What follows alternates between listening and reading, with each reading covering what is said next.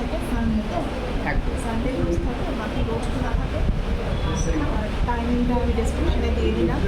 আর 3:30টার পর থেকে ডাব শরবত পাওয়া যাবে, সকালবেলা থেকে ডাব শরবত পাওয়া যাবে।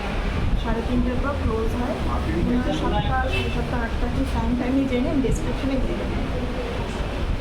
তাহলে ডাব শরবত থেকে 3:30টার পরে আসতে হবে, তাহলে একদম সুন্দর ডাব শরবত পেয়ে যাবে। আমরা ডাব শরবত খাবো, দেখাবো। এসে গেছে আমাদের ডাব শরবত। এবার সৌরভ পাল ডাব শরবত খাও,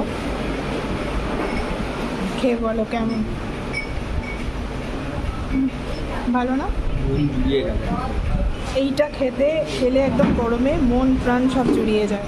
গরমকাল, শীতকাল সব রকম কালই ভালো লাগে। তো এবারে আমিও খাবো ডাব শরবত, কারণ এর আগে 2টো শরবত খেয়ে নিয়েছিলাম, জানতাম না 3:30টার আগে দেয় না। এবার জেনে গেলাম, সবাইকে বলে দিলাম। ওকে, টাটা।